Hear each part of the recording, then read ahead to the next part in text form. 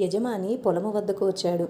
పొలం గట్టుపైబడి నిద్రించుచున్న నందనాన్ని చూశాడు. నందనార్ స్థితిని చూసి నవ్వుకున్నాడు. నందుని వైఫల్యానికి సంతోషించి వెనుదిరిగి గృహోన్ముఖుడయ్యాడు. నందుడు నిద్రించుచున్నాడు. నందుని కార్యము పట్ల నటరాజస్వామి మేల్కొన్నాడు. భక్తుని అభీష్టం తీర్చవలసిన సమయం ఆసన్నమైనది. శంకరుడే స్వయంగా వచ్చి నాగలి పట్టాడు.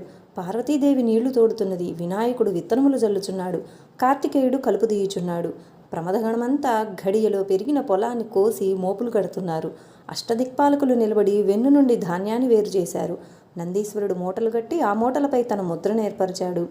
తెల్లవారుతున్నది. నటరాజస్వామి ఒక రైతు రూపంలో కనిపిస్తూ నందుని నిద్ర నుండి లేపాడు. ధాన్యం సిద్ధమైందని, యజమాని ఇంటికి చేర్చవలసిందని తెలియజేసి తన పరివార సమేతంగా అంతర్ధానమయ్యాడు. నందునికి పరిస్థితి అంతా అర్థమైంది. భక్తవత్సలుడైన నటరాజస్వామి తన కృపకు తన్మయత్వం కలిగింది. నటరాజ నామోచ్చరణ చేయుచు యజమాని గృహమును చేరాడు.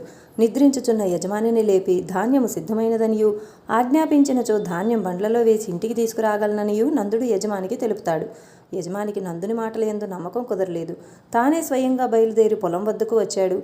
మూటలు కట్టబడి ఉన్న ధాన్యమును తిలకించాడు. ఆ మూటలపైనున్న నందీశ్వరుని ముద్రను దర్శించాడు. జరిగిందేమిటో యజమానికి అర్థమైంది. తన తప్పిదమునకు పశ్చాత్తాపం చెందాడు. నందుని నిష్కళంక భక్తికి యజమానికి గగురుపాటు జనించింది. యజమాని నందుని వైపు చూశాడు. నందా, నీవు సామాన్య మానవుడివి కావు. భక్తాగ్రగణ్యుడువు. అశేష భక్త కోటికి ఆదర్శమూర్తివి. పరమశివునిచే పొలము పని చేయించిన పవిత్రాత్ముడవు. నీ చరిత్ర పావనము. నందా, మాయా ప్రభావము అనిర్వచనీయము. నీలాంటి పరమభక్త శేఖరుని అనేక విధాల శంకించాను, బాధించాను, అగచాట్లకు గురి చేశాను. నందా, నా పాపమునకు నిష్కృతి లేదు, నన్ను క్షమించంటూ నందుని పాదాలపై పడటానికి ముందు కురికాడు.